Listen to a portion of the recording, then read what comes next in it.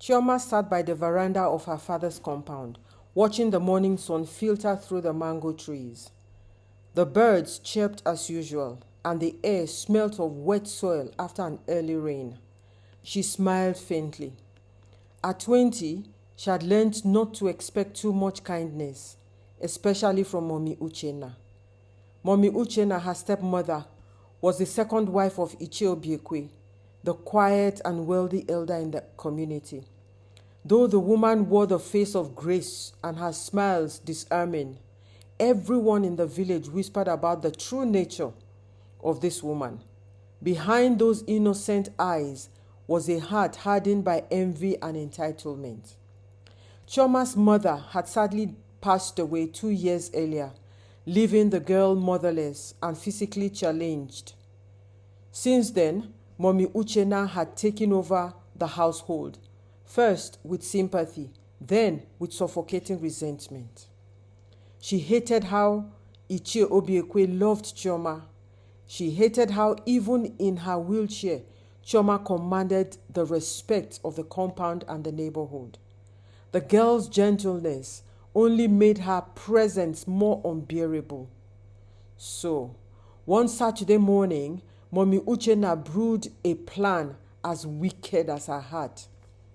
"Chioma, let's take a short trip," she said sweetly, her hair tied neat, her lips glossed with charm. Chioma blinked. "To where, ma?" "Just a little prayer walk," she smiled. "We'll drive a little, pray in the bush and return. You've been indoors for too long." Something in Chioma's spirit whispered no, but the longing for approval made her nod. "Okay, ma." They drove far, past the outskirts, past the familiar, deeper into a wilderness Chioma had never seen. "Why are we going so far, ma?" she asked. "Will you keep quiet?" Mommy Uchenna snapped suddenly. Her tone had changed, her voice colder. They reached a lonely part of the forest. No sound, just wind, trees, and unseen creatures. Mommy Uchenna stepped out. She opened Chioma's side, pulled out the wheelchair, then dragged her stepdaughter onto the forest path. Before Chioma could ask another question, the woman turned away and whispered something chilling. "Let the forest take what no longer belongs to us." And she left. Just like that, gone. The car roared away, and Chioma was alone, surrounded by dread. The forest was not kind. That first night, Chioma cried until she could no longer cry. The cries echoed, swallowed by the rustling trees. Her arms were weak. Her phone had no signal. Her mind wandered to the worst, then back to prayers. "God, please, if you are real, please, let this not be the end." She dozed off, hungry and frightened, her skin covered in mosquito bites and cold dew. The second day, she woke to the sound of approaching voices. Men speaking in deep tones. A convoy of black SUVs rolled through the forest path nearby. They were a land inspection team. She blinked, too weak to call out, but one of the workers spotted the glint of her wheelchair. "Oga, over there! Something dead here, oh." Please subscribe to this channel, turn on your notification bell, like, and comment. Thank you. The man in charge, tall, young, and handsome, moved closer to take a look. "Jesus," he let out a sigh. "She's alive." That man was Tobe Ikechukwu, one of Nigeria's youngest and most successful industrialists. He is very unassuming and very humble. He had come to inspect a piece of land for a new factory, and instead, he found an angel in the wild. Back in his Lagos home, Chioma awoke 3 days later on a hospital bed. Nurses moved gently around her. She looked around in confusion until Tobe stepped in. "You're safe," he said softly. "I found you. I'm here to help." "But why?" she whispered. tears forming. He smiled. Because you shouldn't have been left there to die in the first place. And because sometimes destiny wears pain as its disguise. Tobe arranged everything. Medical reports, visa processing, flights. She was flown to Europe for a spinal reconstruction surgery, something her father could never afford, even with all his wealth tied up in properties and tradition. Tobe was with Chioma every step of the way as she was recovering from the successful surgery. Tobe was with Chioma when in just 6 weeks, Chioma stood again for the first time in her life.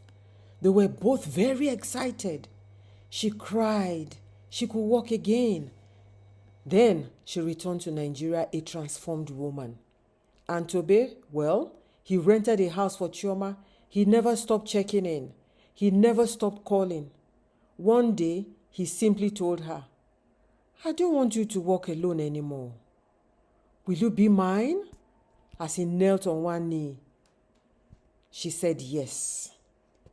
2 years later, in a black Prado Jeep with tinted windows and chrome rims, Chioma returned to her father's compound with her billionaire husband and their 1-year-old son, Emeka.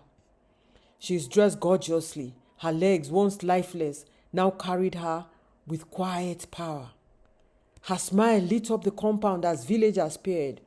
Mommy Uchenna stood frozen, mouth open, her hands trembling when she saw them. Chioma did not say a word, not yet. She just stepped out of the car slowly, holding little Emeka in her arms. Papa! Papa! She called gently. From inside the house, Ichie Obiekwe staggered out. When he saw her standing, glowing, he wept. Chioma! Chioma, my daughter! They both hugged. And the silence that followed was heavy with things unspoken, but not for long.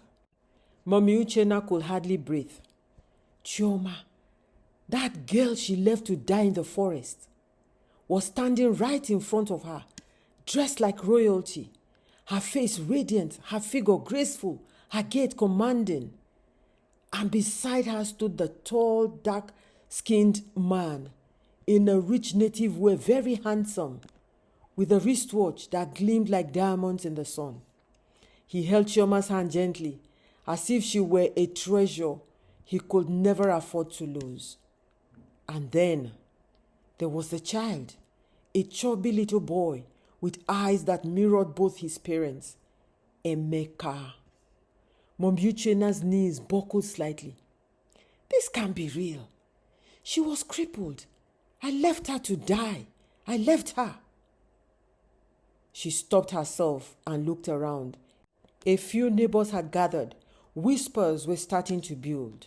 Tobe turned to her, eyes cold and unwavering. Mommy Uchenna, right? She nodded slowly, her voice barely above a whisper. Yes, I am. Good, he said. Then you remember the forest? Shock broke out on her face. Chioma stepped forward, gently handing Emeka to her husband. I am not here to scream, Chioma said. I am not here for revenge. I just came to tell my father the truth and to remind you that what is hidden will always come out to light. Ichie Obiekwe sat on the bench under the orange tree, holding his chest. My daughter, talk to me. What happened? Everyone gathered in the compound, relatives, elders, neighbors who caught wind of the commotion. Mommy Uchenna tried to disappear into the crowd, but Ichie Obiekwe backed. Will you sit down here? She was brought back. She sat, and Chioma began. She told them everything, how her stepmother tricked her, took her to the forest under the guise of prayer, and left her there. She described the first night, alone, hungry, terrified, and how God had rescued her through Tobe, how she had been healed in Europe, how she chose to return, not with bitterness, but with the truth. Mommy Uchenna burst into fake tears. They are lying, oh, they are lying. They planned this to disgrace me. My village people have finally caught up with me, oh. Chimo, they want to ruin my name. Tobe's calm voice cut through the noise. I have GPS data from my SUV that proves where we found her. I have footage from our land inspection. I have hospital records from Switzerland showing the extent of Chioma's trauma, consistent with abandonment and exposure. I even have a recording from your driver who helped carry her out that day. Shall I press play? Silence fell. Ichiobieke's face crumpled. Uchenna, is this true? Her voice cracked. Chioma was always a burden, slowing everyone down. I only wanted peace. Peace? Chioma said, tears brimming. You wanted peace? So you threw me to the wild? Mommy Uchenna dropped to her knees. Please forgive me. Please, Chioma, forgive me. Ichiobiekwe, please forgive me. But forgiveness could not erase what had been done. The elders in the gathering began murmuring, this woman is a witch. She wanted the girl dead, no doubt. Chioma is blessed. God protected her. Ichiobiekwe rose slowly, his voice deep. From this day, you are no longer my wife. You are no longer welcome in this compound. I will speak to the Igwe, the king. You must be banished from this village. Mommy Uchenna screamed, you are divorcing me over this crippled girl? Please subscribe to this channel, turn on your notification bell, like and comment. Thank you. Tobe said to her, Chioma is not crippled. She is my wife. She is the mother of my son, and she is the strongest woman I have ever known. Mommy Uchenna was then asked to leave the compound. The neighbors cheered quietly. Some clapped. Justice had been served. That night, after the chaos settled, Ichiobiekwe sat with Chioma under the stars. My daughter, he said, I failed you. I should have protected you. You did not know, Papa, Chioma said gently. She deceived everyone. You still found it in your heart to return? He asked. I came for closure, Papa, and I came to show you my son, your grandson. Ichiobiekwe turned to Emeka. Forgive me, my boy. Your grandfather is very sorry. They spent the night in the compound. The next morning, Chioma and Tobe left the village.